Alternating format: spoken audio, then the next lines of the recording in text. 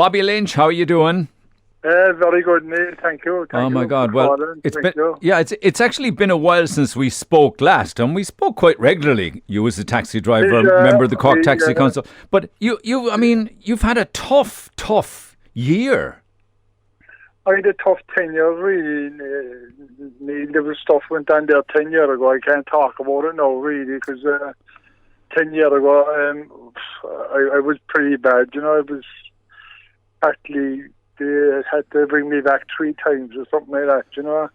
And I went through a head of a gamble there with my life, and I came out the right end of it, you know. But I can't actually talk about what happened, but I can talk about what happened this year, you know. So 10 years ago, it was challenging enough. It was touch and go, and then this year, it seems to me as if your health took as the lads were saying, a really bad turn for the worse very quickly with regards to your leg. It was like it happened so quick. I couldn't believe it. You know, when I noticed a little mark on my toe, my middle toe on my left foot, I just noticed a little red mark, and 2 days later the mark became a cut, and then I covered it with a plaster. I took the plaster off the next day, and my top of the toe was jet black. So I got a file. I went to the Mercy, and they cleaned it and told me to come back in the morning to meet Professor Manning, which I did, and he said, you'll have to go to the regional and have the COH. And I went out there that evening. He had me booked in, and they put me on a drip, and they took away the infection, but the toe was still black, and they said that the toe would fall off by itself. God almighty.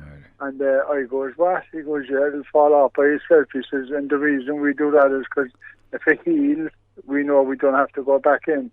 But if it don't heal, we'll have to go in. So they left me out, and 2 days later, I had to get out to the A&E. My toe was actually killing me, and my foot was actually killing me. And once you get into the system, Neil, out there, it's actually great. You know, the system is, but you have to get into it first. And once I got through A&E, I was there about 9-10 hours. And once I got in, I was in the system, and I got great care off of the staff out there. They took me up to theatre. They took the tour, and when I see the tour, like, Jesus Christ, I got find my life. They went right back down to the foot, like, and I had no pain, and it was grand. It was brilliant. I was out of bed the next day, walking with crutches with the occupation therapist. And one morning I woke up and I couldn't put my leg in the ground. I got an abscess on my foot, and they brought me back to theatre, and they drained it. But if we saw the state of my foot, it was like getting the smack of a hatchet. That's the way I can describe it. And I got while they were taking the tour, the first time they gave me a bypass from my groin right down to the top of the knee, because there was a blockage there. And thank God that the bypass worked, because if they didn't, they'd have taken the whole of the leg from up near the hip. You know what I mean? So so at this stage, somebody has told you at some stage that your left foot has to be amputated. Are we talking type 2 diabetes here and wounds that won't heal? Well, type 2, like, and they were saying that you were diabetic, but I was inside in the wall, Neil, with young lads that wasn't diabetics at all, and they had black toes. You know what I mean? They were, one or two more smokers. One fella kicked the wall, playing ball with his kids, and his toe turned black, and like he'd be going down the same road as I went down. Like, amputation as well. God almighty. How did you feel when the surgeon had to tell you that the foot had to be amputated? Well, Mr. Manning was very good to me now, in fairness, the whole lot. Even his understudies there, the doctors, there was a young doctor, Maria, every time she passed the door, she dropped in and see what we was doing, and they were all excellent. And he came into me one morning on his own, and he goes, the telling, she says, the blood supply to your foot there's nothing there really, he says. And he says, you have a great blood supply going right down, but it's not going to the foot. He says, we'll have to take away half your foot. and see will it heal. And I said, look, if it don't heal, you'll be taking away the other half. He goes, that's right. I said, is there any other way out of this?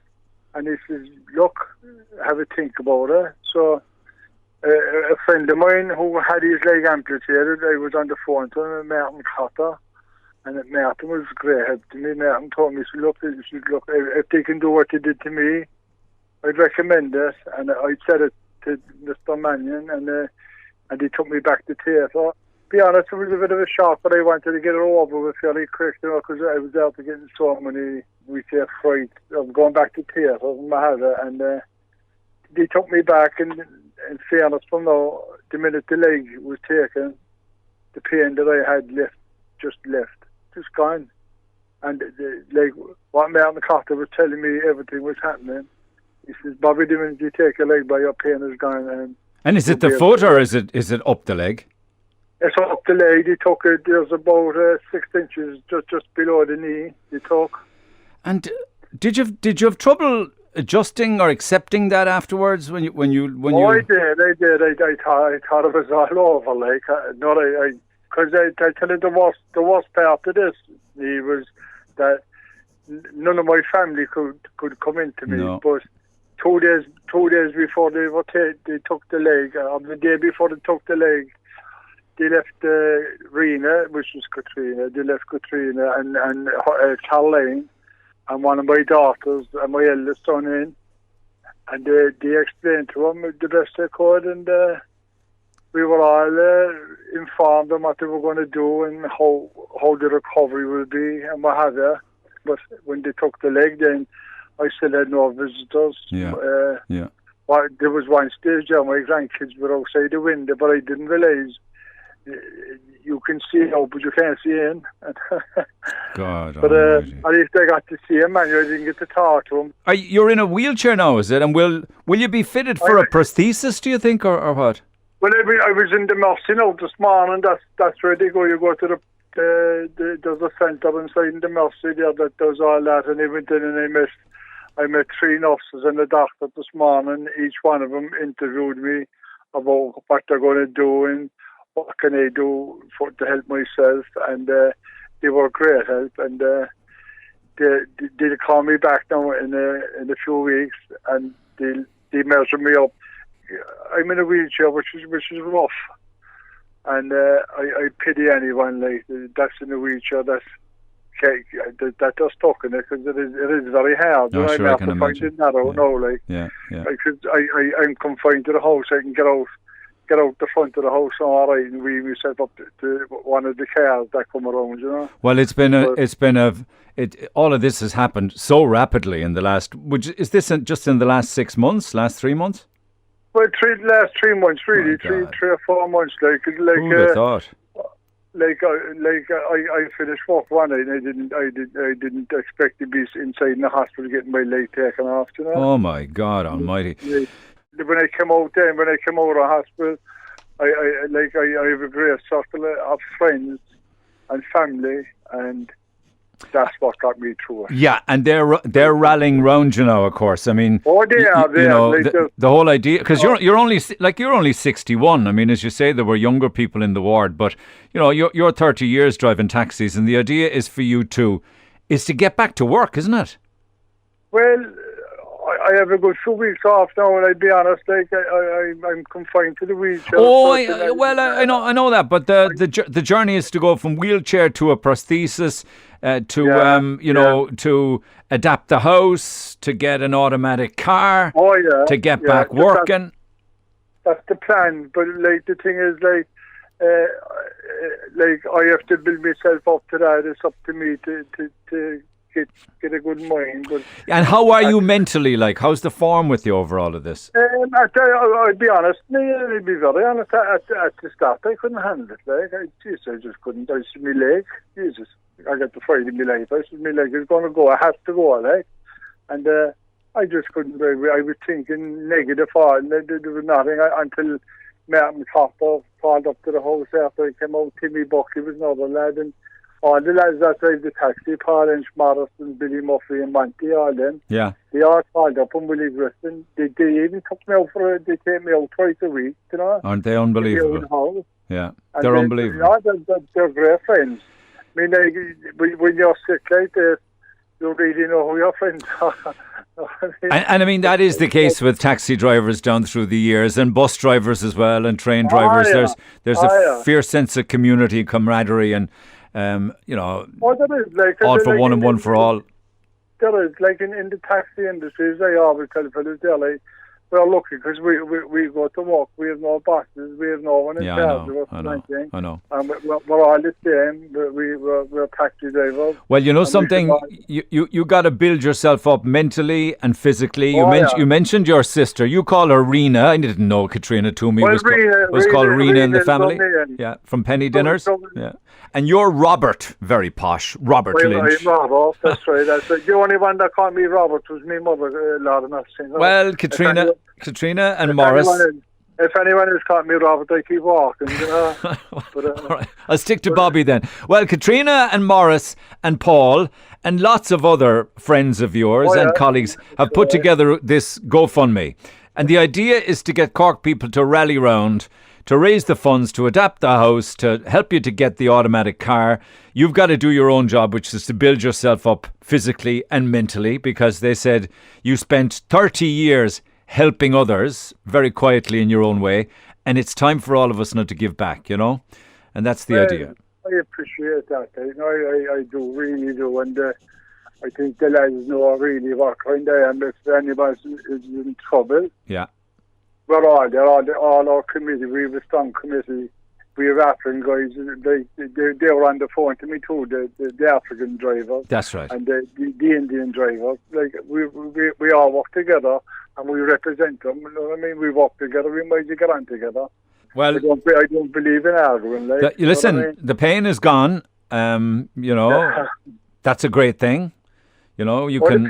Once the pain went, like, it was brilliant. You can use that as a building block back to work and to a happier life and to a more positive life. And we'll drive on. We're very much behind the GoFundMe. It's going to be shared on all of our Red FM social media pages and social media outlets, and get the message out there that everybody can give as little or as much as they want, and we'll get as much as we can, because you know we need to adapt You need to adapt aspects of your life, don't you? You do. Oh yeah, I do. Yeah, but Neil, I really appreciate that everything you're doing. But I didn't want this for you. No, it was. It had nothing to do with you. It was done. It was done for you, not by you. Yeah. Yeah, I'm when it comes to things like that, really, I'm kind of private. Yeah, well, you may be, but you're very helpful. You're very, as they say, very obliging, very kind, and always have been. And this is a time to. Like that's the way we were actually brought up, you know. Where were you born? Where were you born and reared? I was born in Peacock Lane, Jolly Griffin Avenue, number 7. God. Peacock Lane. I was born actually in the house at the bottom of the stairs. I think Rena, Katrina, she'll tell you exactly, because she's there a few years older than me. Not much, no. I know it. No, we all know Peacock Lane. I used to walk it every single morning and afternoon to and from them on. I know it well. God almighty, that's amazing. It was like, it was a great day. We were great neighbours down there. I mean, like, my Gaffney, the singer, his mother and father, his mother, Lord of Mercy, was all neighbours, and the father was John. They were outstanding people, didn't they? They were the best of neighbours. Well, look, this is about being neighbourly and being kind, as I say, or your GoFundMe, which is Friends of Robert Bobby Lynch on GoFundMe. We'll share it on all the social media channels, and we'll stay in touch. So you look after yourself physically and also, you know, the head health. Stay positive. I will. I know myself. I get that way, because if I put my mind to something, I'll do it. I mean, it's a big change. It's a big change to your life. You know, I mean, Jesus. You know what it is, and like there's a lot of people out there like are diabetics and they don't even know it. You know. I know. It all happened. It all happened so fast. As you say, it was too late for me, really. You know. Okay, but, well, listen, it saved your life. Pain is gone, you go from strength to strength now. Let's get as much money in as we can. Let's get the house sorted so you can move around comfortably. You have to have the automatic car, and hopefully that will lead you to be back driving taxis again. That's the idea. Thanks a million, boy. And all right, Bob. to thank all the lads and all that. All right, we'll stay in touch, and feel free to stay in touch yourself, okay? Cheers, my man. All right, God bless. Bye, Bobby. Take care. Neil Prendeville, the voice of Cork. Weekdays 9 to 12. Cork's Red FM.